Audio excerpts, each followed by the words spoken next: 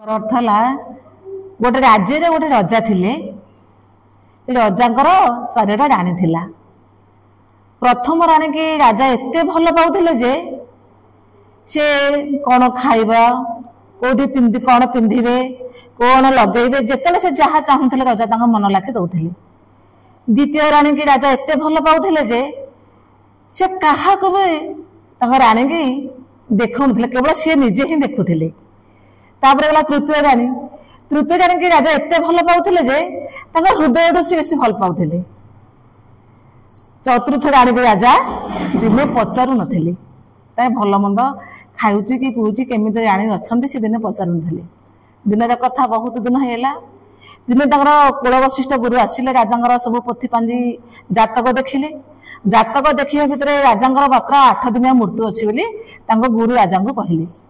राजा जेतले गुरु को कहिले गुरु जेतले राजांको कहिले राजा चिंतित है कि बड़ राणी पाखु गले। प्रथमे जो राणी की बेसी भल पाउथिले से राणी पाखु गले कहले राणी ना आज्ञा कौन ना मोर 8 दिन आ रहिला मृत्यु मत गुरु कहिकी गले मु कौन करी आपण मो संगे जीवेनी मु तुमको एते भल पाउथली तमे जहा खाइबा को कहतल मु दउथली जहा लगेबा को कहतल दउथली जुआडे बुलीबा को कहतल मु दउथली जो दिन जहा इच्छा करतल मु तुमको दउथली ना की कथा होला मु तुम संगे केमिते जीवी से कथा ही परिबनी मु तुम संगे जाई परिबनी।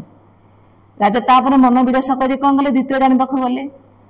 द्वितीय राणी के सही कथा कहले कहले राणी एमिति एमिति कथा आ कुल गुरु वशिष्ठ आसिक मते एमिति कहिछिन मोर 8 दिन मृत्यु रहिला मु कौन करिबि तुमको तो एते भल पाउथली मो व्यतीत तुमको काहाको मु देखैनी आ तुम मो संगे जीवन नाही।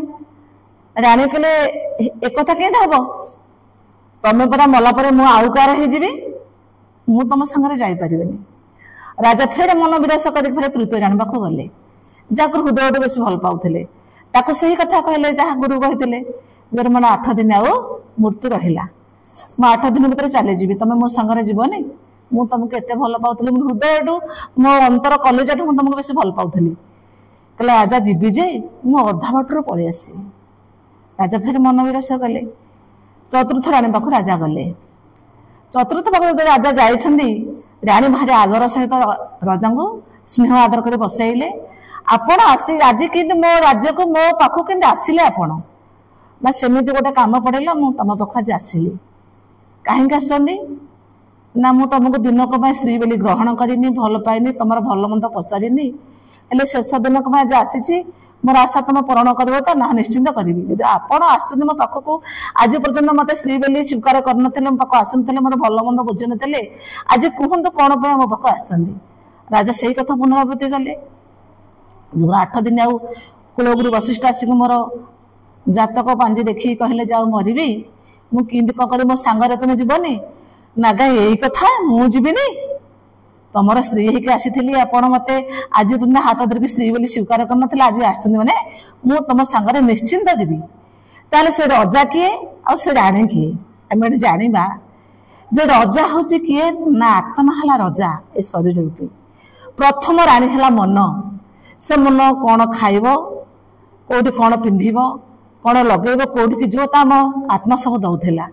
द्वितीय राणी किए ना द्वितीय राणी है तार धन से धन कौन कहला ना तुम जहाँ रजा देखुला किए देखु नथिले ना तुम मला पर मु आउ कार हे जीवी। तृतीय राणी है किए ना सब पुओ झी बंधु कुटुंब सी कौन कहले ना तुम मला पर आम अधा बाटर पलि आसबू।